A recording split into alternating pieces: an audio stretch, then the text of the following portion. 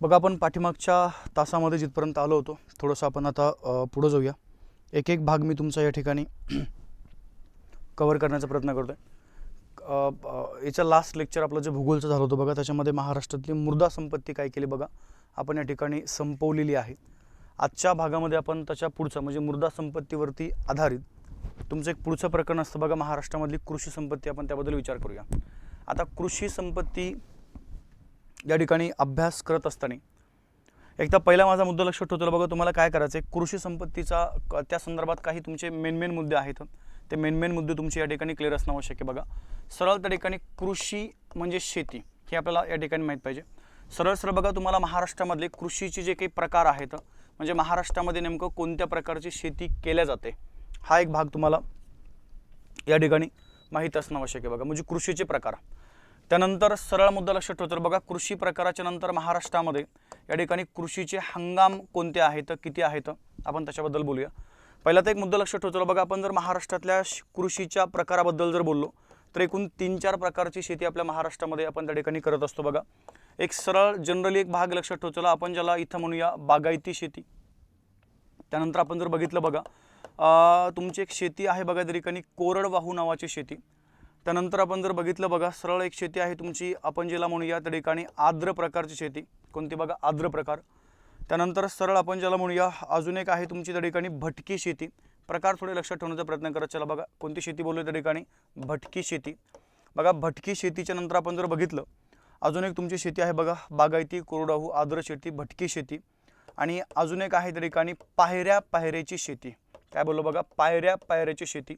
म्हणजे महाराष्ट्रामध्ये या 5 प्रकारची शेती जी आहे ती या ठिकाणी प्रामुख्याने केली जाते. हा एक मुद्दा लक्षात ठेवा. आता ही 5 प्रकारची शेती आपल्या महाराष्ट्रामध्ये नेमकं आपण कोणत्या हंगामामध्ये करतो तर बघा कृषीची तुम्हाला त्या ठिकाणी 3 हंगाम या ठिकाणी माहीत असणं आवश्यक आहे. त्यातला पहिला आहे बघा तुमचा खरीप हंगाम. त्यानंतर 2 नंबर आपण जर बघितलं बघा रब्बी हंगाम. आणि 3 नंबर आपण जर बघितलं तर लक्षात ठेवला तो आहे बघा तुमचा सरळ झैद हंगाम. कोणता बोललो मी झैद हंगाम. म्हणजे या 3 प्रकारच्या हंगामामध्ये आपण काय करतो बघा महाराष्ट्रामध्ये या ठिकाणी शेती करतो. म्हणजे प्रकार कृषीचे हंगाम लक्षात ठेवला. आणि महाराष्ट्रामधले जे तुमचे प्रमुख पिकं आहेत या प्रमुख पिकांच्या बद्दल तुम्हाला काय करायचं बघा या ठिकाणी माहिती घ्यायची आहे. मग प्रमुख पिकांच्या मध्ये पुन्हा त्या ठिकाणी 3-4 प्रकारचे प्रमुख पिकं तुम्हाला आपल्या महाराष्ट्रामध्ये पाहायला मिळतात. एक आहे बघा तुमचे अन्नधान्य पिकं. काय बोललो मी अन्नधान्य. मग या अन्नधान्य पिकामध्ये गहू बाजरी अजून काय रे गहू बाजरी तांदूळ ज्याला आपण तांदूळ म्हणूया किंवा सरळ आपण त्याला भात म्हणूया. ओके गहू बाजरी ज्वारी आणि तांदूळ हे 4 पिकं आहेत. त्यानंतर 2 नंबर आपण जर बघितलं बघा पुढचे आहेत बघा तुमचे नगदी पिकं. त्यानंतर सरळ आपण जर बघितलं बघा तेलबिया पिकं. हा पण एक वेगळा भाग आपल्याला या ठिकाणी माहीत असणं आवश्यक आहे तेलबिया. आणि त्याच्यानंतर लक्षात ठेवलं बघा कडधान्य आणि त्या ठिकाणी तृणधान्य पिकं. म्हणजे जनरली आपण जर बघितलं बघा तुम्हाला या ठिकाणी कृषीचे एवढे प्रकार जे आहेत हे प्रकार त्या ठिकाणी माहीत असणं आवश्यक आहे. अजून काही आहेत बघा 5वं आपण जर बघितलं तर फळपिकं हा तुमचा एक वेगळा पुढचा मुद्दा आहे फळपिकं. नंतर महाराष्ट्रामधल्या काही कृषी संशोधन संस्था आणि बाकी इतर बऱ्याचशा गोष्टी आहेत. आपण त्याच्याबद्दल काय करू बघा सविस्तर या ठिकाणी या भागामध्ये अभ्यास करण्याचा प्रयत्न करूया. पण हा प्रयत्न करण्याच्या अगोदर एक सूचना आहे बघा सर्वांना. मी तुम्हाला पाठीमागं बोललो होतो तुम्ही आत्ता सध्याला आपण थोडंसं मॉडर्न स्वतःला म्हणजे बदल आपण करतोय प्रत्येकामध्ये. ठीक आहे. आणि मला असं वाटतं की तुमच्या प्रत्येकाच्या हातामध्ये अँड्रॉइड मोबाईल आहे. बघा जर अँड्रॉइड फोन तुमच्याकडे असेल तर प्रत्येकामध्ये या ठिकाणी इंस्टाग्राम हे प्रत्येकाच्या मोबाईलमध्ये असतं आणि टेलिग्राम हे पण त्या ठिकाणी काय बघा प्रत्येकाच्या मोबाईलमध्ये असतं म्हणजे असतं. ठीक आहे. व्हॉट्सअप ग्रुप चला तो भाग वेगळा. आता माझं मत तुम्हाला मी पाठीमागे सांगितलं होतं की जोपर्यंत आपण सक्सेस होत नाही आहे तोपर्यंत आपला टाईमपासही अभ्यासात्मकच पाहिजे. काय बोललो मी आपण सोशल मीडियावरती जेवढा वेळ आपण घालवतो बाकीचे इतर काहीतरी वेगळ्या रील्स बघण्यापेक्षा टाईमपास तर आपण कधी काय म्हणतो माहिती कसं थोडासा टाईमपास करतो आम्ही सोशल मीडियावरती. तर तो थोडासा टाईमपासही लक्षात ठेवला सध्याला तुमचे पोस्ट मिळेपर्यंत अभ्यासात्मक असणं आवश्यक आहे. मग आता एक पहिला भाग या रील्स आपण ज्या इतर पाहतो बघा ओके त्या पाहण्यापेक्षा काय करा या ठिकाणी सरळ इंस्टाग्राम पेज आहे माझं ते प्रत्येकाने फॉलो करा. आणि त्या पेजचं नाव लक्षात ठेवलं बघा amol.antarkar ANTARKAR amol.antarkar सर हे डायरेक्ट नाव त्या ठिकाणी इंस्टावरती सर्च करा आणि प्रत्येकाने त्या पेजला फॉलो करा. कारण की याच्यावरती बाकी टाईमपास व्हिडिओ नसणार आहेत. तुम्हाला सरळ एज्युकेशनलच त्या ठिकाणी बाबी इथं पाहायला मिळतील आणि टेलिग्राम चॅनल आहे माझं, ज्या टेलिग्राम चॅनलचं नाव लक्षात ठेवा बघा, हिस्ट्री बाय अमोल सर. हे पण त्या ठिकाणी काय करा, प्रत्येकाने जॉईन करून ठेवा. कारण की माझ्या मते सध्याला जोपर्यंत तुमची पोस्ट मिळत नाही आहे, तुमचं प्रत्येक वेळ प्रत्येक क्षण हा फक्त आपण ज्याला म्हणूया त्या ठिकाणी हा नॉलेजच तुम्हाला तिथून मिळालं पाहिजे. त्यामुळं इन्स्टा ID लक्षात ठेवा अमोल.अंतरकर सर, आणि टेलिग्राम चॅनल आहे हिस्ट्री बाय अमोल सर, दोन्ही पण त्या ठिकाणी जॉईन करून टाका. ठीक आहे, याला फॉलो करा, हे जॉईन करा. आता या त्या ठिकाणी आपल्या मुख्य मुद्द्याकडे पहिला एक भाग लक्षात ठेवला. मी तुम्हाला सांगितलं बघा, जनरली आपल्या महाराष्ट्रामध्ये आपल्याला कृषी संपत्ती नावाचं प्रकरण जे आहे ते आता अभ्यासायचं आहे. बघा, एक पहिला भाग आपल्या राज्याची जेवढी लोकसंख्या आहे, या लोकसंख्येचा आपण जर विचार केला तर जवळजवळ एक 50% लोकसंख्या जी आहे ही कृषी आणि त्या कृषीशी संबंधित जे तुमचे इतर व्यवसाय आहेत बघा, या व्यवसायामध्ये या ठिकाणी महाराष्ट्रामध्ये गुंतलेली आहे.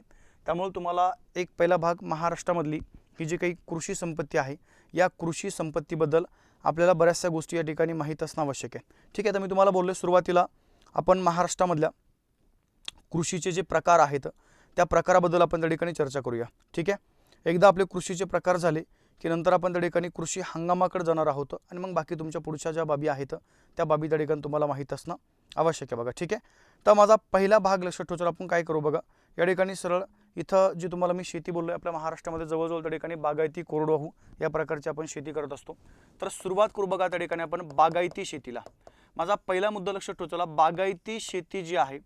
आता इथं तुम्हाला काय करायचं बघा, बागायती शेती नेमकं महाराष्ट्रामध्ये कोणत्या भागामध्ये केली जाते हा एक तुमचा वेगळा मुद्दा आहे, तो एक पॉईंट लक्षात ठेवा. आणि बागायती शेती नेमकं कोणत्या पिकासाठी उपयुक्त आहे तो एक वेगळा मुद्दा आपल्याला या ठिकाणी माहीत असणं आवश्यक आहे बघा. तर बागायती शेती, सरळ माझा मुद्दा लक्षात ठेवा, ज्या भागामध्ये पावसाचं प्रमाण हे 50 ते 100 सेंटीमीटरच्या दरम्यान असतं बघा, त्या भागात त्या ठिकाणी कोणत्या प्रकारची शेती केली जाते, बागायती शेती. हा एक पहिला मुद्दा असतो. आणि सेकंड मुद्दा, ज्या भागामध्ये पिकांना या ठिकाणी आपण काय करतो बघा, कृत्रिमरित्या पाणी देतो. काय बोललो मी, कृत्रिमरित्या, म्हणजे पिकांना त्या ठिकाणी नॅचरली पाणी मिळत नाही आहे, पावसाचं पाणी मिळत नाही आहे. आपण त्यासाठी काय करतो बघा, मग बाकीचे तुमचे जे इतर संसाधनं आहेत तर त्याचा आपण वापर करतो बघा. संसाधनाचा विहीर आहे, कूपनलिका आहेत, बरोबर आहे की नाही, कालवा आहे, धरणं आहेत, म्हणजे कृत्रिमरित्या आपण काय करतो बघा, त्या ठिकाणी पिकांना पाण्याची गरज जी आहे त्यांची पूर्ण करतो. हे कोणत्या भागामध्ये बघा, त्या ठिकाणी बागायती शेतीमध्ये. मग आता पहिला माझा मुद्दा लक्षात ठेवा, बागायती शेतीमध्ये नेमकं आपण कोणत्या पिकाचं मॅक्झिमम उत्पन्न घेतो बघा. तर सरळ लक्षात ठेवा, बागायती शेती इथं हे तुमचे जे काही फळ पिकं आहेत त्यासाठी पूर्णपणे उपयुक्त आहे. आणि दुसरा मुद्दा आपण जर बघितलं बघा, बऱ्यापैकी त्या ठिकाणी हे तुमचे जे काही नगदी पिकं आहेत, या नगदी पिकांचंही उत्पन्न या बागायती शेतीमधनं घेतलं जातं. आणि तिसरा मुद्दा लक्षात ठेवा बघा, हे तुमचे भाजीपाला पिकं आहेत, याचं पण उत्पन्न त्या ठिकाणी बागायती शेतीमधून घेतलं जातं. मग आता आपण जर आपल्या महाराष्ट्राचा विचार केला बघा, तर महाराष्ट्रामध्ये बागायती शेती ही मॅक्झिमम केली जाते बघा त्या ठिकाणी पश्चिम महाराष्ट्रामध्ये. कुठं बोललो मी, पश्चिम महाराष्ट्रामध्ये, म्हणजे अहमदनगर वगैरे, पुणे वगैरे, ओके, किंवा नाशिक हे जे जिल्हे आहेत, सोलापूर, कोल्हापूर, सातारा, सांगली, या भागामध्ये काय होतं बघा, त्या ठिकाणी बागायतीशी जी शेती आहे ही बागायती शेती त्या ठिकाणी म्हणजे मॅक्झिमम प्रमाणामध्ये केले जाते.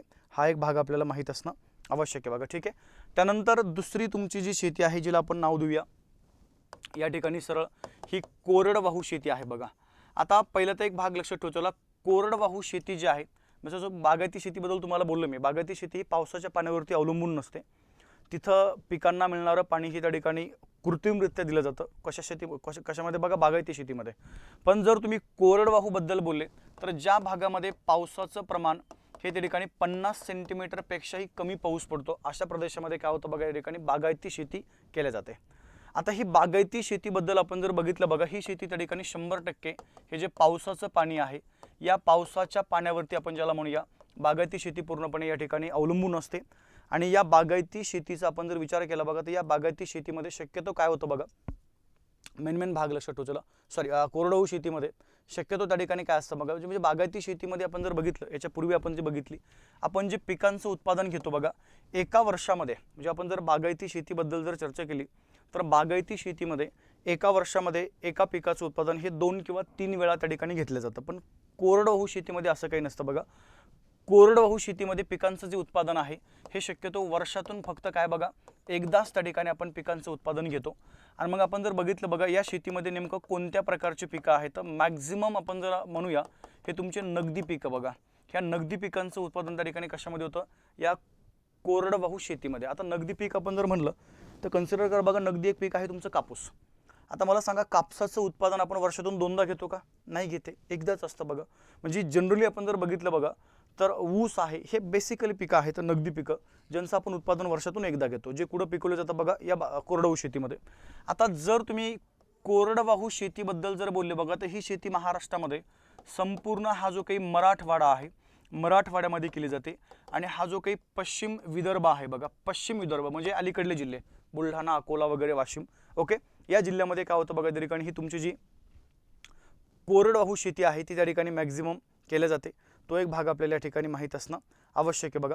अजून एक भाग आपण जर बघितलं तर सरळ सरळ त्या ठिकाणी तुमची पुढची जी शेती आहे बघा त्या पुढच्या शेतीचं नाव लक्षात ठेवा. चला आपण जिला म्हणूया चला पुढची आपण घेऊया भटकी शेती. चला काय अडचण नाही, काय म्हणू आपण त्या ठिकाणी भटकी शेती. माझा पहिला मुद्दा लक्षात ठेवा. चला ही भटकी शेती नेमकं कुठं केल्या जाते हा एक वेगळा मुद्दा आहे.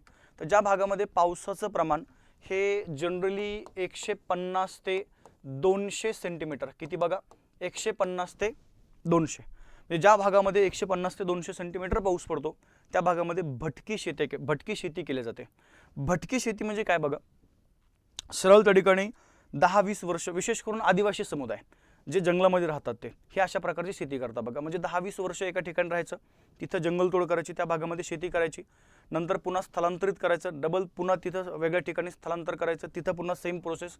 म्हणजे या भटक्या शेतीला या ठिकाणी स्थलांतरित शेती असं पण बोललं जातं बघा, स्थलांतरित शेती.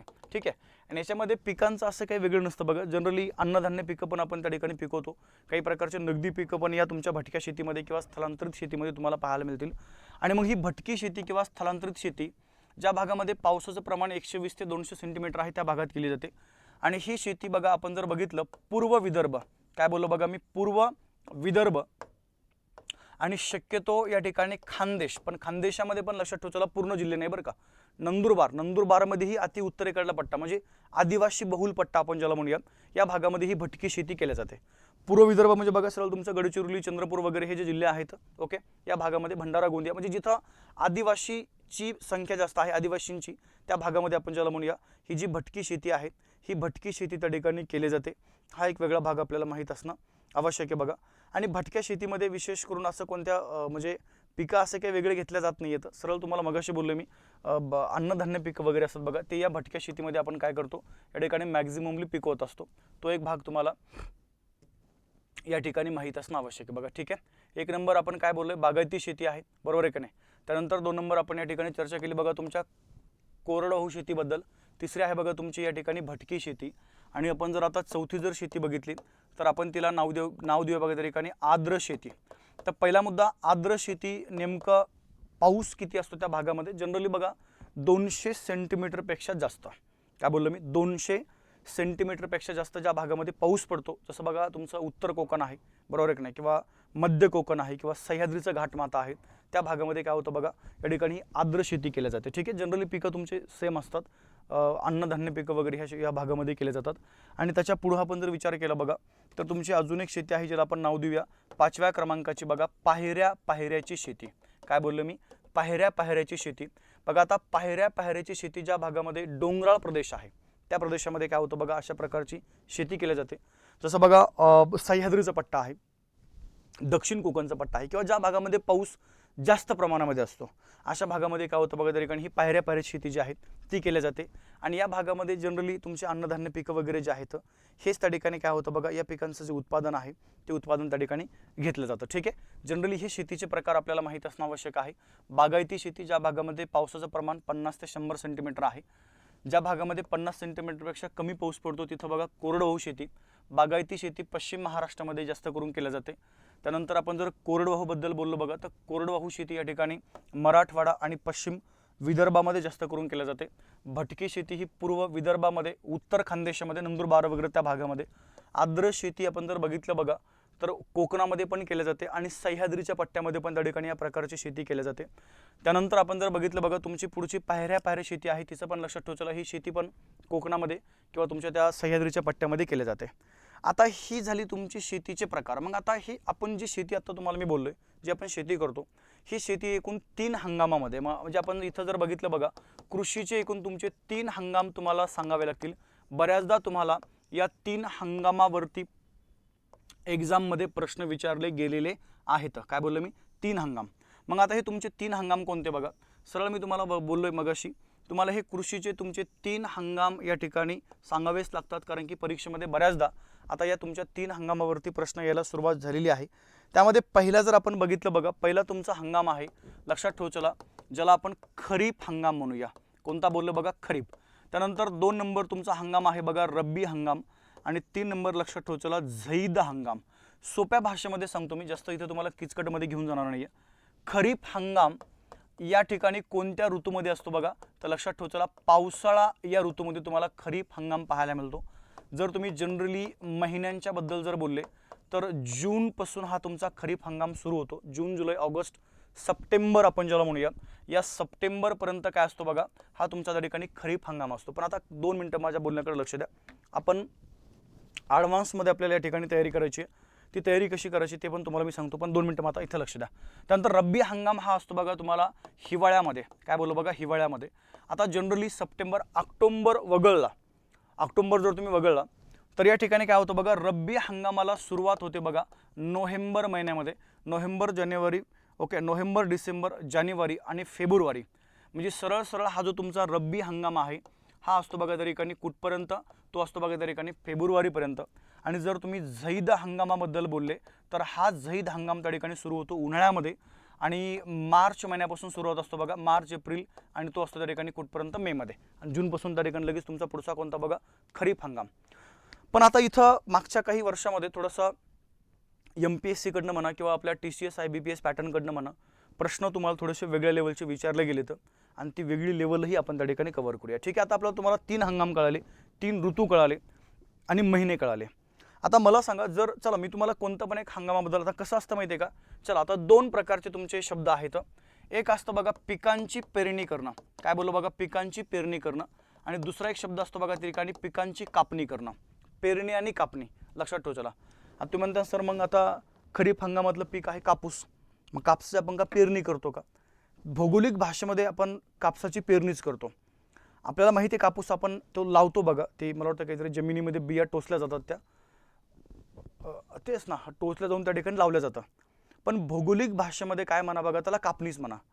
त्यानंतर कापूस वेचला जातो बघा, तर भौगोलिक भाषेमध्ये त्याला तुम्हाला कापसाची कापणीच म्हणायचं. काय बोलतो मी, लक्षात ठेव चला. मग आता होतं काय बघा जनरली या केसमध्ये, आता एक मुद्दा असतो बघा, किंवा जे तुमचे खरीप हंगामातले पिकं आहेत, तसं आता कापूस हे दोन्ही पण हंगामातलं पीक आहे, खरीप पण आहे, रब्बी पण आहे. पण जनरली काही पिकं हे प्युअर त्या ठिकाणी खरीप हंगामातले असतात बघा. जसं तुमचं त्या ठिकाणी बघा बाजरी आहे, प्युअर त्या ठिकाणी खरीप हंगामातलं पैकी, त्यात काही विषय नाही आहे. आता जर तुम्ही बघितलं बघा, होतं काय या केसमध्ये, तुम्हाला या तिन्ही हंगामातले पिकं त्यांची पेरणी आणि कापणी माहीत असणं आवश्यक आहे. काय होतं बघा, खरीप हंगामातले जे पिकं आहेत या पिकांची पेरणी केल्या जाते जून महिन्यामध्ये आणि कापणी केल्या जाते सप्टेंबर, ऑक्टोबर महिन्यामध्ये. नोट करा, डायरेक्ट हा प्रश्न आलेला आहे तुमच्या एक्झाममध्ये. सरळ सरळ तुमचा प्रश्न असा होता की खरीप हंगाम, म्हणजे ऑप्शन होते तुमचे, म्हणजे प्रश्न खरीपावरतीच होता, आणि ऑप्शन असे होते बघा की खालीलपैकी खरीप हंगामाबद्दल योग्य विधानांची निवड करा.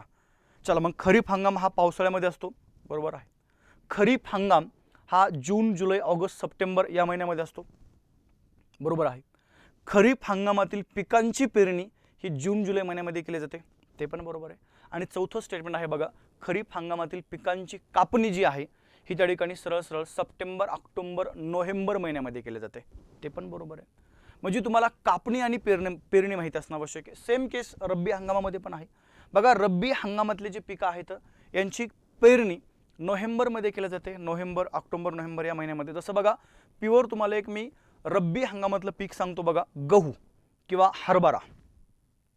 मला सांगा, गहू किंवा हरभरा यांचं उत्पादन आपण शक्यतो हिवाळा ऋतूमध्येच घेतो बघा, भौगोलिक याच्यानुसार बरं का. तसं जनरली आता बाकी तुमचे इतर जे काही कृत्रिम आहेत बघा, ते आपण कधी पण घेऊ शकतो, त्याचा भाग नाही आहे. परंतु कृषी हंगामानुसार जर तुम्ही गेले बघा तर हे लक्षात ठेवा चला. मग आता गव्हाची आपण पेरणी कधी करतो, नोव्हेंबर त्या दरम्यान, आणि कापणी कधी करतो बघा त्या ठिकाणी फेबमध्ये किंवा मार्चमध्ये. म्हणजे जनरली पहिला भाग लक्षात ठेवायचा बघा, हे तुम्हाला माहित असणं आवश्यक आहे की रब्बी हंगामातील पिकांची पेरणी केली जाते बघा नोव्हेंबरमध्ये आणि कापणी कधी असते बघा त्या ठिकाणी फेबमध्ये. त्यानंतर झैद हंगामात आपण जर गेलो बघा जो उन्हाळ्यामध्ये आहे, मग यामध्ये सरळ पेरणी असते बघा मार्चमध्ये आणि कापणी असते बघा त्या ठिकाणी मे जूनमध्ये. म्हणजे पेरणी कापणी थोडंसं काय करा या ठिकाणी तुम्हाला माहीत असणं आवश्यक आहे. बऱ्याचदा तुम्हाला या पेरणी कापणीवरती प्रश्न विचारला जाऊ शकतो, म्हणजे तो गेलेला पण आहे, त्यामुळे तुम्हाला ते माहीत असणं आवश्यक आहे म्हणजे आवश्यक आहे. ओके, चलो या थोडंसं पुढं. आता बघा तुमचा पुढचा एक मुद्दा आहे, मी तुम्हाला थोडीशी करंटची आकडेवारी देतो बघा, आणि करंटची आकडेवारी अशी आहे, मग महाराष्ट्रामधलं या ठिकाणी मी त्याला भूमी उपयोजन म्हणतो बघा. काय बोललो मी? भूमी उपयोजन. म्हणजे पहिला माझा मुद्दा लक्षात ठेवला, भूमी उपयोजनचा आपण जर विचार केला तर महाराष्ट्राचं इथं आता ही तुम्हाला आकडेवारी जी देतोय मी आता रिसेंट बरं का 2023-24ची आकडेवारी आहे, याच्यामध्ये काही बदल नाही आहे. ओके, बघा सद्य परिस्थितीमध्ये आपण जर आपल्या महाराष्ट्राचा विचार केला तर महाराष्ट्राचं एकूण त्या ठिकाणी क्षेत्रफळ आहे 3,07,713 काय बघा त्या ठिकाणी चौरस किलोमीटर. हे आपल्या महाराष्ट्राचं एकूण काय बघा त्या ठिकाणी क्षेत्रफळ आहे. मग या एकूण क्षेत्रफळाचा आपण जर विचार केला बघा तर महाराष्ट्रामधले या ठिकाणी जे भूमी उपयोजन आहे त्याबद्दलची तुम्हाला या ठिकाणी माहिती असणं आवश्यक आहे. म्हणजे महाराष्ट्रातली भूमी आपण कृषीसाठी जी वापरतो त्या कृषीसाठीच्या भूमीपैकी एकूण भूमी आपण जर विचार केला बघा तर सरळ सरळ पहिला तुमचा मुद्दा क्लिअर पाहिजे. महाराष्ट्रामध्ये निव्वळ पेरणी क्षेत्र आपण ज्याला म्हणूया, निव्वळ पेरणी क्षेत्र म्हणजे ज्या भूमीवरती आपण निव्वळ त्या ठिकाणी पिकांची काय करतो बघा पेरणी करतो, तिन्ही पण हंगामातली बरं का पेरणी, खरीप रब्बी आणि काय त्या ठिकाणी झैद हंगामातली. त्यानंतर दुसरं हे नेमकं क्षेत्र किती आहे, किती पर्सेंटेज आहे ते तुम्हाला माहित असणं आवश्यक आहे. त्यानंतर आपण जर बघितलं बघा महाराष्ट्रामध्ये हे जे तुमचं वनांचं क्षेत्र आहे, वनक्षेत्र आपण ज्याला म्हणूया, महाराष्ट्रातल्या वनसंपत्तीमध्ये हे तुमचं मी पॉईंट केलेलं आहे, वनक्षेत्र किती आहे महाराष्ट्राचं ते एक तुम्हाला सांगावं लागणार आहे. त्यानंतर सेकंड आपण जर भाग बघितलं हे झालं निव्वळ पेरणी क्षेत्र, ज्याला आपण लागवडी खालचं क्षेत्र म्हणूया. मग आपल्या महाराष्ट्रामध्ये लागवडी खाली आपण ज्याला म्हणूया लागवडी खाली नसलेलं क्षेत्र काय बोलतो लक्षात ठेवा बघा, लागवडी खाली नसलेलं क्षेत्र नेमकं किती आहे ते एक तुम्हाला माहित असणं आवश्यक आहे. आणि तिसरा मुद्दा म्हणजे त्याच्या पुढचा चौथा एक पॉईंट आहे लक्षात ठेवा, लागवड न केलेली इतर जमीन किंवा आपण ज्याला म्हणूया लागवड न केलेली इतर जमीन ही एक त्या ठिकाणी तुम्हाला माहित असणं आवश्यक आहे. लागवड न केलेली इतर जमीन किंवा इतर क्षेत्र आपण ज्याला म्हणूया हे एक लक्षात ठेवा. आणि सेकंड तुमचा पार्ट आहे बघा महाराष्ट्रामध्ये या ठिकाणी पडीक क्षेत्र किती आहे तो एक तुम्हाला माहित असणं आवश्यक आहे. आता प्रथमतः या शब्दाचे अर्थ समजून घ्या. चला, निव्वळ पेरणी क्षेत्र म्हणजे ज्या क्षेत्रामध्ये प्युअर काय झालं बघा त्या ठिकाणी आपण पेरणी केलेली आहे, असं महाराष्ट्रामध्ये एकूण त्या ठिकाणी क्षेत्र आहे बघा 54%. किती बोललो मी? 54%. त्यानंतर वनांचं महाराष्ट्रामध्ये एकूण क्षेत्र तुम्हाला मागं बोललो मी 21% आहे. वनसंपत्ती महाराष्ट्रामध्ये किती बघा 21%. त्यानंतर लागवड म्हणजे लागवडीसाठी आपण ज्याला म्हणूया उपलब्ध नसलेली जमीन किंवा लागवडी खाली नसलेली जमीन आपण ज्याला म्हणूया. पण आता पहिला मुद्दा, लागवडी खाली नसलेली जमीन म्हणजे ती उपलब्धच नाहीये, म्हणजे आपण तिथे लागवड करू शकत नाही अशी जमीन महाराष्ट्राचा आपण जर विचार केला बघा या ठिकाणी 12% पाहायला मिळते. किती बघा त्या ठिकाणी 12% ही त्या ठिकाणी महाराष्ट्रातली जमीन आहे. त्यानंतर लागवड न केलेली जमीन आपण जर बघितलं बघा तर ही तुम्हाला पाहायला मिळते आपल्या महाराष्ट्रामध्ये 9%. म्हणजे काय बोलतो लक्षात ठेवा बरं का, आता माझ्या बोलण्याकडे लक्ष द्या. इथं मी काय बोललोय, लागवडी खाली नसलेली जमीन म्हणजे एक सरळ आणि लागवड न केलेली जमीन. लागवडी खाली नसलेली आणि लागवड न केलेली समान वाटतंय शब्द, पण फरक आहे. लागवडी खाली नसलेलं क्षेत्र म्हणजे आपण तिथं लागवड करू शकत नाही, तिथं पेरणी करू शकत नाहीये, तिथं आपण पेरणी करू शकत नाही. पण दुसरा मुद्दा, लागवड न केलेली जे पेरणीसाठी उपयुक्त आहे म्हणजे तिथं आपण पेरणी करू शकतो पण आपण ती केलेली नाहीये. काय बोलतो कळतंय का मला? काय बोलतो समजतं तुम्हाला मी? लागवडी खाली नसलेली क्षेत्र म्हणजे आपण तिथं लागवडच करू शकत नाही, ते उपलब्धच नाही आपल्याला लागवडीचं. पण जे उपलब्ध आहे पण आपण तिथं काय केलं बघा लागवडी केलेली नाही, असं क्षेत्र महाराष्ट्रामध्ये 9%, हे क्षेत्र 12%. आणि महाराष्ट्रामध्ये प्युअर आपण जर बघितलं बघा पडीक क्षेत्र जर किती आहे तर ते लक्षात ठेवला किती बघा या ठिकाणी 8% आहे. हा एक भाग आपल्याला माहित असणं आवश्यक आहे बघा. ठीक आहे, म्हणजे सरळ सरळ पहिला भाग आपण जर बघितलं तर या ठिकाणी तुम्हाला महाराष्ट्रामधलं हे जे भूमी उपयोजन आहे हे भूमी उपयोजन तुम्हाला या ठिकाणी माहीत असणं आवश्यक आहे. तो एक झाला पहिला मुद्दा. आता सेकंड आपण जर बघितलं बघा काय झालंय, जनरली आपल्याला काय करायचं बघा. मग आता ह्या सर्व क्षेत्राचा आपण जर विचार केला तर पुन्हा तुमची पुढची एक आकडेवारी आहे. मी तुम्हाला काय करतो बघा, महाराष्ट्रामध्ये हे जे काही तुमचं कृषी पिकं आहेत या कृषी पिकाचं उत्पादन थोडंसं करंटची आकडेवारी आहे, थोडं लक्षात ठेवण्याचा प्रयत्न करा. चला आता रिसेंटली म्हणजे 2023 या ठिकाणी 2024मध्ये आपण महाराष्ट्रामध्ये कोणत्या कोणत्या पिकाचं कृषी पिकाचं उत्पादन कसं घेतलं त्याबद्दल बोलूया. महाराष्ट्रामध्ये काय केलं बघा, सर्वात जास्त उत्पादन या ठिकाणी जर कोणत्या पिकाचं झाले तर त्या पिकाचं नाव लक्षात ठेवा. कापूस पीक आहे बघा. काय बोललो मी, कापूस. जनरली आपण जर बघितलं तर कापसाचं उत्पादन त्या याच्यामध्ये 18% आपण कापसाचं उत्पादन केलेलं आहे. त्यानंतर 2 नंबर आपण जर बघितलं बघा, इथं आहे तुमचे कडधान्य पिकं. 17% आपण काय केलं बघा, कडधान्याचं त्या ठिकाणी उत्पादन घेतलेलं आहे. त्यानंतर पुढचा जर आपण बघितलं तर सोयाबीन आहे बघा. या सोयाबीनच्या नंतर अजून तुमचं एक पीक आहे, सोयाबीनच्या नंतर अजून सोयाबीनचं उत्पादन आपण त्या ठिकाणी किती टक्के केले बघा, 15% आहे. त्यानंतर ज्वारीचं पीक आहे बघा. ज्वारी पिकाचं उत्पादन आपण यावर्षी म्हणजे या आर्थिक वर्षामध्ये एकूण ज्वारीचं उत्पादन आपण त्या ठिकाणी 13% घेतलेलं आहे. त्यानंतर आपण जर बघितलं बघा, सरळ ज्वारीच्या नंतर एक पीक आहे बघा, तांदूळ नावाचं. या तांदूळाचं उत्पादन आपण त्या ठिकाणी महाराष्ट्रामध्ये यावर्षी 7% घेतलेलं आहे बघा. त्यानंतर तांदळाच्या नंतर आपण जर बघितलं तर लक्षात ठेवायचं बघा, गहू पीक आहे. या गव्हाचं उत्पादन आपण 4.7% या वर्षामध्ये तो गहू आपण उत्पादित केलेला आहे. त्यानंतर आपण जर बघितलं बघा, ऊस आहे बघा. काय त्या ठिकाणी ऊस, आपण ऊसाचं उत्पादन या वर्षामध्ये एकूण त्या ठिकाणी 4% घेतलेलं आहे.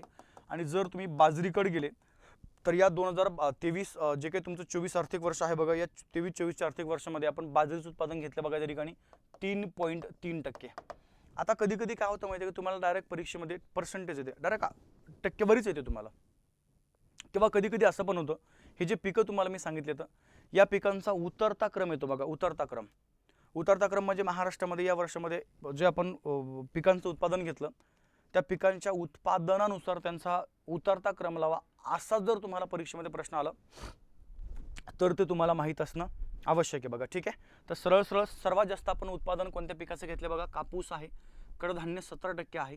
सोयाबीन तुमचं 15% आहे. ज्वारी 13%, तांदूळ 7% आणि गहू किती बघा त्या ठिकाणी 4.7%. ऊसाचं उत्पादन आहे 4% आणि बाजरी 3.3%. हे आपल्याला जनरली या ठिकाणी माहीत असणं आवश्यक आहे. आता ही झाली तुमची सगळी कृषी संदर्भात एक बेसिक माहिती. आता आपल्याला जायचं तुमच्या मुख्य मुद्द्याकडं. मुख्य मुद्दा म्हणजे आता मी तुम्हाला काय करतो बघा, डायरेक्ट महाराष्ट्रातील जे काही प्रमुख पिकं आहेत या प्रमुख पिकांच्या बद्दल मी बोलतो बघा. काय करा, जास्त कॉम्प्लिकेशन्समध्ये जायचं नाही आपल्याला. आपल्याला काय करायचं माहिती आहे का, सुरुवात आपण करू बघा अन्नधान्य पिकापासून. आता एखादं जर पीक मी बघितलं म्हणजे तुम्हाला जर सांगितलं तर काय करा बघा, पिकांची माहिती घेत असताना सरळ त्या ठिकाणी ते जे पीक आहे त्याचं एक तर पहिला मुद्दा त्यासाठी.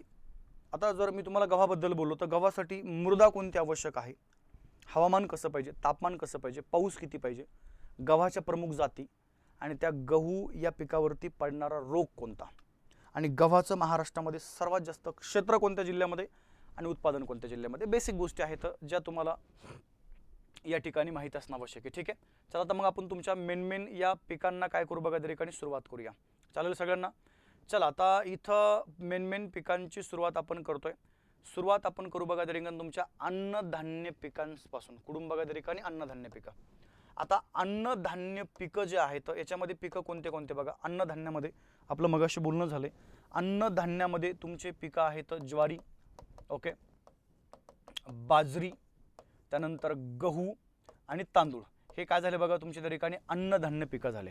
मग एकूण जे तुमचे अन्नधान्य पिकं आहेत, एकूण बोलले बरं का, एकूण अन्नधान्य पिकं, एकूण अन्नधान्य पिकांचं महाराष्ट्रामध्ये सर्वात जास्त क्षेत्र जर कोणत्या जिल्ह्यामध्ये आहे. आता काय करा, फक्त पहिले जिल्हे लक्षात ठेवा. चला एक नंबरचे फक्त पहिले अन्नधान्य पिकांचं महाराष्ट्रामध्ये सर्वात जास्त क्षेत्र आहे अहमदनगर जिल्ह्यामध्ये. कोणत्या जिल्ह्यामध्ये बघा, अहमदनगर. एकूण बोललो बरं मी, एकूण.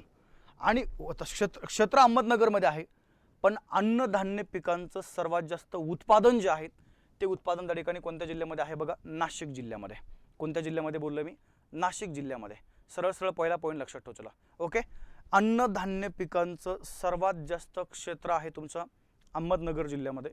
आणि जर तुम्ही त्या अन्नधान्य पिकांच्या उत्पादनाबद्दल जर बोलले तर उत्पादन लक्षात ठेवा. चला जिल्हा कोणता बघा, तर तो सरळ आहे तुमचा त्या ठिकाणी कोणता जिल्हा, नाशिक जिल्हा. एक सेकंड. आता क्लिअर दिसतंय का, बोला सर्वांनी, कमेंट करा. आता क्लिअर दिसतंय का?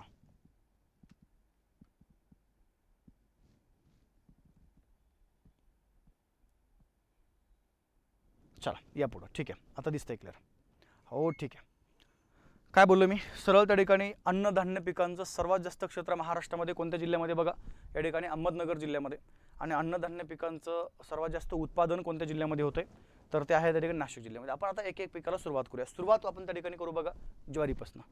या ज्वारी पिकाचं मूळ स्थान म्हणजे मूळ आपण ज्याला म्हणूया भारतच आहे. म्हणजे ज्वारी पिकाचं मूळ स्थान म्हणजे प्रथमतः ज्वारीचं जे उत्पादन आहे म्हणजे उगमच या ज्वारीचा कुठून झाला बघा, भारतामध्ये झालेला आहे.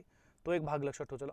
आता काय करा बघा, सरळ त्या ठिकाणी आपण जर ज्वारी पिकाच्या बद्दल जर बोललो तर या ज्वारी पिकासाठी म्हणजे हे क्षेत्र जे आहे, मगाशी तुम्हाला बोललो मी, जवळजवळ महाराष्ट्राच्या एकूण भूभागापैकी या ठिकाणी सरळ लक्षात ठेवा एक 50% दरम्यान आपण त्या ठिकाणी ज्वारीचं क्षेत्र आहे. परंतु उत्पादन आपण किती टक्के घेतो बघा, 13%. मगाशी तुम्हाला बोललो मी. आता ज्वारी पिकासाठी जे तापमान लागतं बघा, जनरली 25 ते 30 अंश सेल्सिअस सफिशियंट आहे. पर्जन्यमान बघा 50 ते 75 सेंटीमीटर. त्या ठिकाणी मृदा मध्यम खोलीची काळी मृदा. त्यानंतर ज्वारीचा हंगाम आपण जर बघितलं बघा, तर ज्वारी पीक आपण त्या ठिकाणी 2 हंगामात घेतो. एक आहे बघा तुमचा खरीप हंगाम आणि सेकंड त्या ठिकाणी काय बघा, तो आहे त्या ठिकाणी सरळ रब्बी हंगाम. पण खरीप आणि रब्बीमध्ये आपण जे ज्वारी उत्पादित करतो 2 नावं आहेत. मग बघा सरळ मुद्दा लक्षात ठेवायचा, खरीप हंगामामध्ये जे आपण ज्वारीचं उत्पादन घेतो त्याला आपण म्हणतो बघा जोंधळा, खरीपातल्या ज्वारीला. आणि रब्बी हंगामात आपण जे ज्वारीचं उत्पादन घेतो बघा त्याला आपण म्हणतो शाळू. काय बोललो मी, शाळू. म्हणजे जोंधळा आणि शाळू 2 हंगामातल्या 2 ज्वारी. खरीपमधल्या ज्वारीला जोंधळा आणि रब्बीमधल्या ज्वारीला काय बघा त्या ठिकाणी शाळू म्हणायचं आहे. आता ज्वारीच्या काही महत्त्वाच्या जाती लक्षात ठेवा. मालदांडी, वसंत, सुवर्णा, स्वाती, क्रांती मेन आहेत. ज्वारी पिकावरती जो रोग पडतो बघा, जनरली काय करा, इथं एक रोग एकच लक्षात ठेवा, ज्या रोगाचं नाव बघा त्या ठिकाणी चिकटा. बाकी जनरली लक्षात ठेवण्याची गरज नाही. चिकटा हा रोग आहे जो तुम्हाला परीक्षेमध्ये विचारला जातो बघा, जो ज्वारीवरती पडतो. आता इथं थोडंसं काय करा, हेक्टरी उत्पादन तुम्हाला महत्त्वाचं नाही आहे. सरळ ज्वारीचं महाराष्ट्रामध्ये सर्वात जास्त क्षेत्र आणि उत्पादन कोणत्या कोणत्या जिल्ह्यामध्ये आहे. मग ज्वारीचं महाराष्ट्रामध्ये सर्वात जास्त क्षेत्र आपण जर बघितलं बघा, ते आहे त्या ठिकाणी सरळ सोलापूर जिल्ह्यामध्ये. आणि ज्वारीचं सर्वात जास्त उत्पादन पण आपण जर बघितलं ते पण लक्षात ठेवा, या ठिकाणी कोणत्या जिल्ह्यामध्ये आहे बघा, ते पण आहे त्या ठिकाणी सरळ तुमच्या या सोलापूर जिल्ह्यामध्येच आहे. तो एक वेगळा भाग आपल्याला माहीत असणं आवश्यक आहे. आता थोडंसं मी तुम्हाला पुढचं ॲडव्हान्समध्ये बोलतो.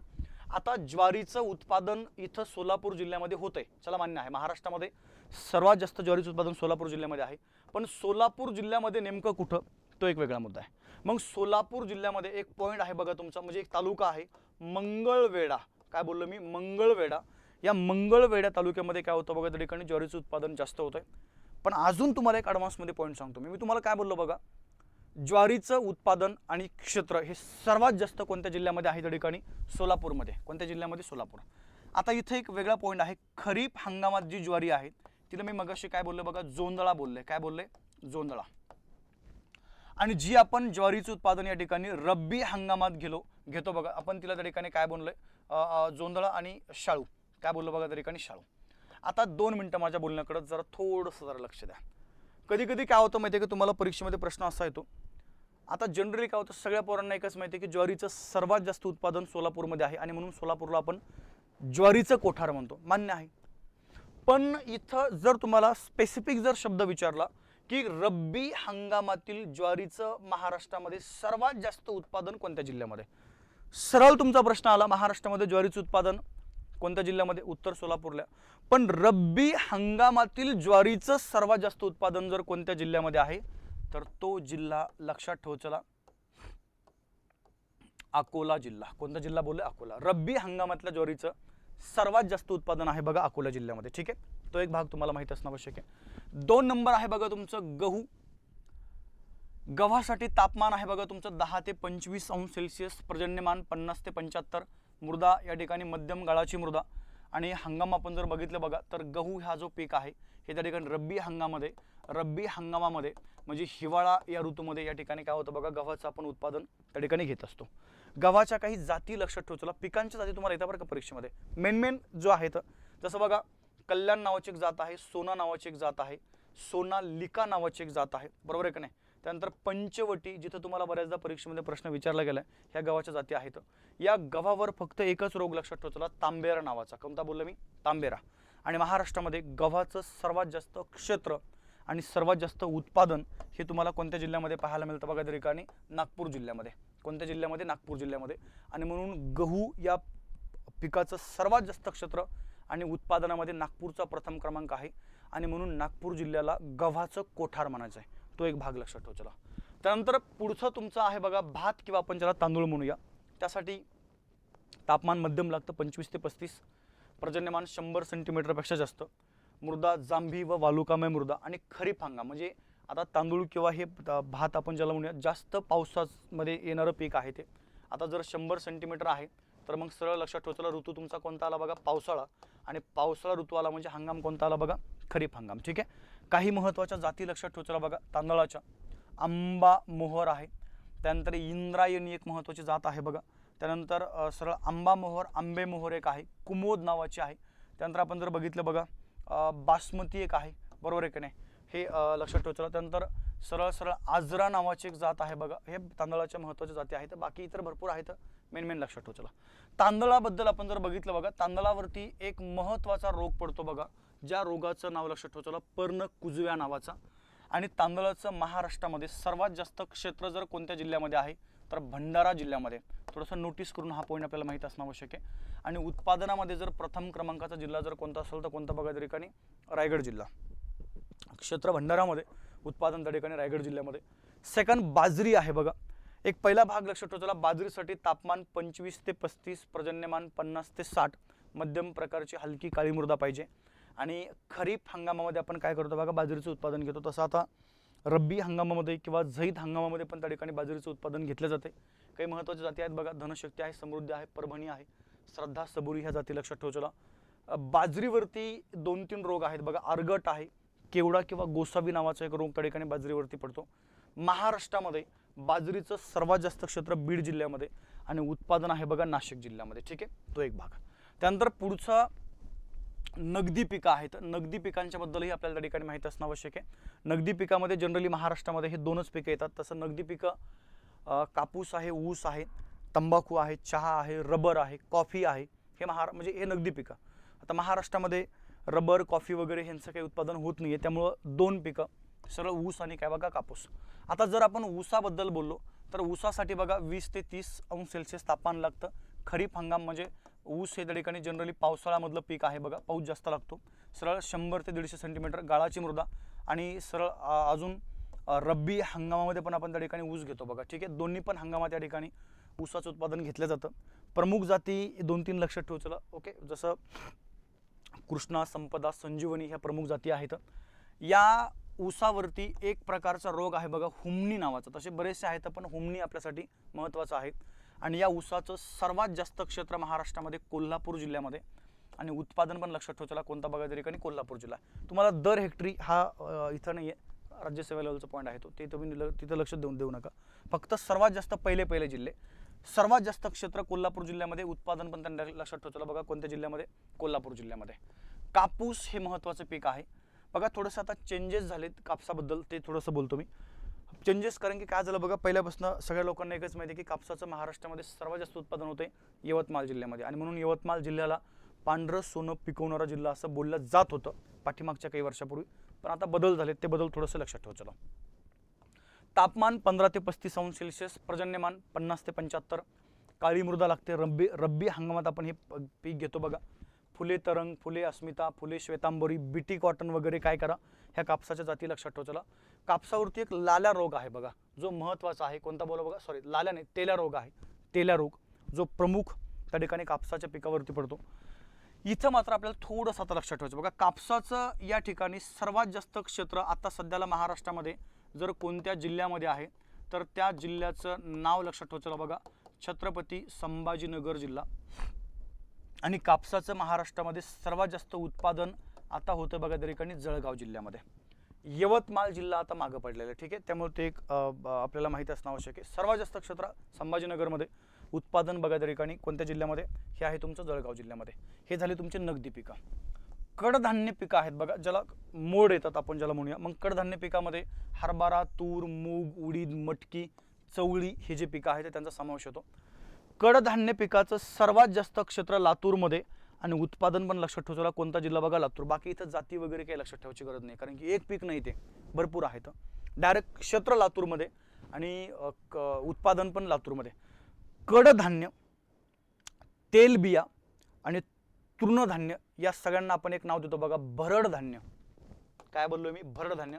आणि या भरड धान्याचं सर्वात जास्त क्षेत्र आणि उत्पादन महाराष्ट्रामध्ये लातूर जिल्ह्यामध्ये आहे आणि म्हणून लातूर जिल्ह्याला भरड धान्याचा कोठार म्हणायचे. तो एक भाग लक्षात ठेवा. चला, त्यानंतर आपण जर बघितलं बघा, सरळ तुमचे पुढचे पिकं हे बघा, ते कडधान्य वगैरे आहे, ते सरळ सरळ लातूर लातूर तुम्हाला बऱ्याचशा ठिकाणी म्हणजे जनरली आपण जर बघितलं बघा, लातूरच पाहायला मिळतं. ठीक आहे. तेलबिया पिकांचा आपण जर विचार केला बघा, त्यामध्ये भुईमूग, सूर्यफूल, सोयाबीन, करडई, जवस, ज्या पिकांमधून आपण त्या ठिकाणी तेल उत्पादन करतो त्याला आपण त्या ठिकाणी म्हणतो. आणि महाराष्ट्रामध्ये तेलबियाचं सर्वात जास्त क्षेत्र आणि उत्पादन पुन्हा त्या ठिकाणी प्रथम क्रमांक कोणता बघा? लातूर जिल्हा. ठीक आहे. आता थोडंसं आपण जर पुढे गेलो बघा, नंतर आहे तुमचं फलोत्पादन, फल उत्पादन. ठीक आहे.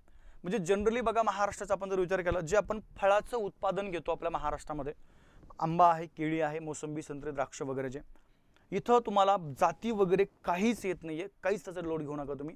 फक्त त्या फळाचं क्षेत्र महाराष्ट्रामध्ये सर्वात जास्त कोणत्या जिल्ह्यामध्ये आणि त्याचं उत्पादन कोणत्या जिल्ह्यामध्ये. मग आता 2 मिनिटं लक्ष द्या बघा. जर आपण केळीबद्दल बोललो, केळी, तर केळीचं महाराष्ट्रामध्ये सर्वात जास्त क्षेत्र कोणत्या जिल्ह्यामध्ये बघा? जळगावमध्ये. आणि उत्पादन पण त्या ठिकाणी कोणत्या जिल्ह्यामध्ये? जळगावमध्ये.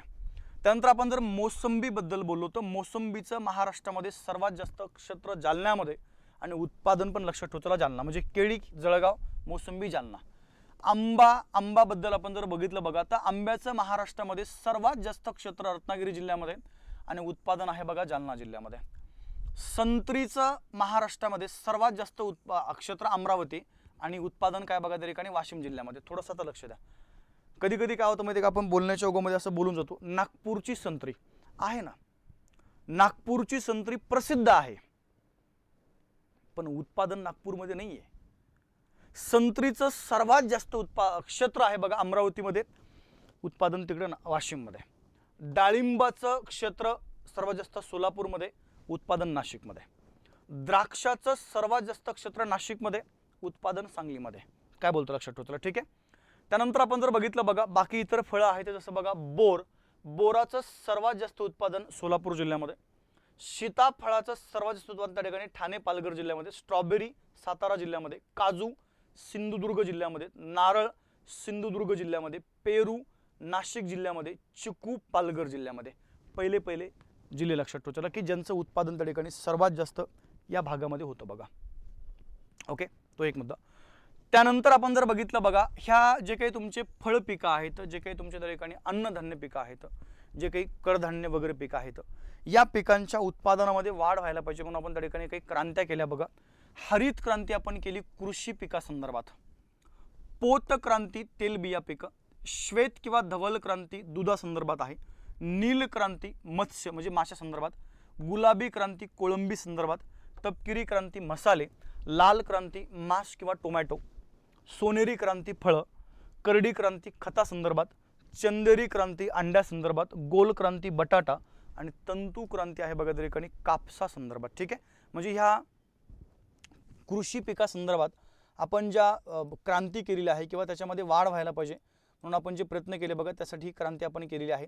कोणत्या पिकासंदर्भात कोणती क्रांती आहे हे काय करा बघा, थोडंसं हा एक पॉईंट तुम्हाला नोट करावं लागणार आहे. ठीक आहे. चला या थोडंसं पुढं आता काय करा बघा, हे जे काही त्या ठिकाणी कृषी पिकं आहेत मग त्याच्या उत्पादनामध्ये वाढ होण्यासाठी किंवा वेगवेगळ्या जे वाण आहेत त्याची आपण ज्याला म्हणूया निर्मिती करण्यासाठी काही कृषी संशोधन केंद्र आहेत. मग राष्ट्रीय आणि प्रादेशिक. आता काही राष्ट्रीय कृषी संशोधन केंद्र लक्षात ठेवा. चला बघा, राष्ट्रीय मध्यवर्ती कापूस संशोधन केंद्र. राष्ट्रीय शब्द महत्त्वाचा बरं का, राष्ट्रीय हे तुम्हाला नागपूर शहरामध्ये पाहायला मिळतं. राष्ट्रीय द्राक्ष संशोधन केंद्र उरळी कांचन पुण्यामध्ये. राष्ट्रीय कांदा लसूण राजगुरुनगर पुण्यामध्ये. राष्ट्रीय डाळिंब संशोधन केंद्र केगाव सोलापूरमध्ये. राष्ट्रीय कृषी संशोधन केंद्र सिंदेवाही चंद्रपूर जिल्ह्यामध्ये. पाठीमागचा क्वेश्चन पेपर चेक करायचा आणि डायरेक्ट हे चेक करून घ्यायचं, उत्तर तुमचे बरोबर येतं. प्रादेशिक आहेत भरपूर लक्षात ठेवा. ऊस संशोधन केंद्र पडेगावमध्ये सातारा जिल्हा. तेलबिया जळगावमध्ये. गवत संशोधन केंद्र पालघरमध्ये. आंबा संशोधन केंद्र सिंधुदुर्ग जिल्ह्यामध्ये सोमेश्वर. गहू संशोधन केंद्र रायगड सातारा जिल्ह्यामधलं आहे बघा त्या ठिकाणी महाबळेश्वर. लक्षात ठेवतो. ठीक आहे. जिल्हा कोणता? सातारा. त्यानंतर सुपारी संशोधन केंद्र आहे बघा श्रीवर्धन रायगड जिल्ह्यामध्ये. कोणतं बोलले? सुपारी संशोधन केंद्र श्रीवर्धन रायगड जिल्हा. त्यानंतर काजू संशोधन केंद्र वेंगुर्ला सिंधुदुर्ग जिल्हा. नारळ संशोधन केंद्र बघा भाट्टे रत्नागिरी जिल्हा, साखर संशोधन केंद्र पुणे जिल्ह्यामधलं मांजरी आहे, त्यानंतर हळद संशोधन केंद्र सांगली जिल्ह्यामधलं दिग्रज आहे, खार संशोधन केंद्र रायगड जिल्ह्यामधलं पनवेल आहे, त्यानंतर आपण जर बघितलं बघा कोरडवाहू संशोधन केंद्र तुळजापूर आहे धाराशिव जिल्ह्यामधलं, आणि केळी संशोधन केंद्र बघा जळगाव जिल्ह्यामध्ये यावल आहे. अजून काही आहेत? अजून तुमचं जर बघितलं बघा काजू संशोधन केंद्र आहे सिंधुदुर्ग जिल्ह्यामधलं वेंगुर्ल्याला, नारळ संशोधन केंद्र आहे बघा रत्नागिरीमध्ये भाट्टे, साखर संशोधन केंद्र मांजरी आहे बघा पुणे जिल्ह्यामध्ये, हळद आहे सांगली जिल्ह्यामध्ये दिग्रज, खार आहे पनवेलमध्ये, कोरडवाहू त्या ठिकाणी सरळ तुळजापूर वगैरे हे आता आपण बघितले, केळी आहे बघा यावलमध्ये. अजून लक्षात ठेव चला सरळ सरळ महाराष्ट्रामध्ये काही जे पिकं आहेत त्यांना GI नामांकन मिळाले. GI म्हणजे जॉग्राफिकल इंडेक्स, GI म्हणजे काय बघा जिओग्राफिकल इंडेक्स. मी तुम्हाला अजून पण सांगतो, बरेचसे मुलं नवीन जॉईन होत आहे, मी तुम्हाला पाठीमागे बोललो होतो तुम्ही काय करा बघा, तुम्ही सूचनेचं प्रॉपर पालन करत नाही आहे. मी तुम्हाला फायनली बोलतो, दिवसभरामध्ये जवळजवळ 13 ते 14 तास माझे लेक्चर असतात. मग मी आता प्रत्येक बॅचचे माझे व्हॉट्सअप ग्रुप नाहीत पोरांनो, मी तुम्हाला तेच सांगतोय, प्रत्येक बॅचला माझा व्हॉट्सअप ग्रुप नाही आहे. किती व्हॉट्सअप ग्रुप बनवणार आहे मी? तर त्यासाठी टेलिग्राम चॅनल आहे, मी तुम्हाला सांगतोय ते जॉईन करा. तुम्ही ते जॉईन करतच नाही येतं आणि मग तुम्ही कमेंट करता सर PDF नाही भेटली, PDF. अरे नाही पॉसिबल, ते मी तुम्हाला तेच सांगतोय. पॉसिबल नाही म्हणजे ते देतो आपण तुम्हाला, पण ते व्हॉट्सअप ग्रुप बनवणं पॉसिबल नाही आहे. मग PDF मी तुम्हाला सांगितले टेलिग्राम चॅनल जॉईन करा. टेलिग्राम चॅनलचं नाव आहे हिस्ट्री बाय अमोल सर. आता हे तुम्ही जॉईन करा, इथं तुम्हाला सर्व माझ्या PDF मिळतील. हे तुम्हाला मी वारंवार सांगत आलोय, तरी पण तुम्ही कमेंटच करताय सर PDF नाही भेटली. आता PDF मी तर तुम्हाला पर्सनली व्हॉट्सअप करू शकतो का, मला सांगा बरं? आता नाही करू शकत. मग मुलं एवढे आहेत की ते त्यासाठी हे आपण ऑप्शन दिले ना, तर डबल काही मुलांचं मते सर व्हॉट्सअप ग्रुपला पाठवा. अरे टेलिग्राम चॅनल आहे ना, मग व्हॉट्सअप ग्रुप कशाला पाहिजे तुम्हाला? हे सगळ्यांनी जॉईन करा, इथं तुम्हाला PDF सर्व अवेलेबल होतील, म्हणजे तुमची गैरसोय त्या ठिकाणी होणार नाही आहे. चला मी तुम्हाला काय बोललो बघा, जॉग्राफिकल इंडेक्स म्हणजे ज्याला आपण GI मानांकन म्हणूया, म्हणजे त्या पिकाचं तिथला टॅग आहे बघा, तिथलाच टॅग आहे. लक्षात ठेव चला. स्ट्रॉबेरी महाबळेश्वरची आहे, काजू वेंगुर्ला, कांदा लासलगाव, हापूस आंबा कोकण, खार मंगळवेढा, अंजीर पुरंदर, त्यानंतर बघा घनसाळ तांदूळ आजरा कोल्हापूर जिल्ह्यामधला आहे, डाळिंब सोलापूर, चिकू डहाणू किंवा घोलवड, वांग्याचं भरीत खानदेशामधलं जळगाव आहे, मनुका सांगली, घेवडा कोरेगाव, केळी जळगाव, कोकम सिंधुदुर्ग, केशर आंबा मराठवाडा. ओके. त्यानंतर आपण जर बघितलं तर सरळ तुमचा पुढचा भाग आहे बघा हळद वायगाव सांगली जिल्ह्यामधला आहे. अजून काही आहेत जसं आपण जर बघितलं बघा सरळ मिरची आहे भिवापूरमधली, भिवापूर नंदुरबार जिल्हा, द्राक्ष नाशिकमध्ये आहे, संत्री नागपूरमध्ये आहे, मोसंबी जालना, तुरडाळ नवापूर नंदुरबारमध्येच आहे, सीताफळ बीड आणि गूळ बघा कोल्हापूर. म्हणजे या पिकांना काय झालं बघा त्या ठिकाणी तिथलं GI मानांकन जे आहे नामांकन मिळालेलं आहे. तो एक भाग लक्षात ठेव चला. सरळ तुम्हाला एवढं ह्या कृषी संदर्भातली माहिती जी आहे, कृषी संपत्ती प्रकरण बेसिक एवढी माहिती तुम्हाला माहीत असणं आवश्यक आहे. आता एक शेवटचा मुद्दा आहे, जनरली हे कोणी म्हणजे आता हे एवढं माझ्या मते महत्त्वाचं नाही आहे, तरी पण एक लक्षात ठेव चला बघा.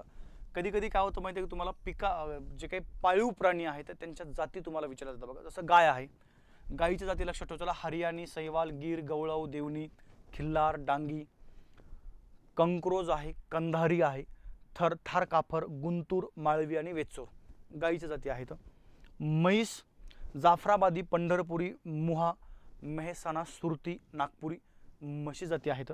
शेळी उस्मानाबादी, संगमनेरी, कोकण कन्या, जमनापारी आणि मेंढी जर आपण बघितलं बघा मंडगाळ आहे, डेक्कनी आहे, काश्मीरी आहे, भाकरवाल. त्यानंतर आपण जर बघितलं अजून त्या ठिकाणी सरळ रामपुरी, चौकला, मारवाडी, पाटणवाडी आणि मागरा ह्या तुमच्या सरळ सरळ मेंढीच्या जाती आहेत. ठीक आहे. तर अशा प्रकारे हे तुमचं पूर्णपणे कृषी संपत्ती प्रकरण आहे. बऱ्याचदा आपल्याला ह्या प्रकरणावरती जर एक्झाममध्ये जर प्रश्न विचारले तर याची माहिती आपल्याला या ठिकाणी माहीत असणं आवश्यक आहे. ठीक आहे.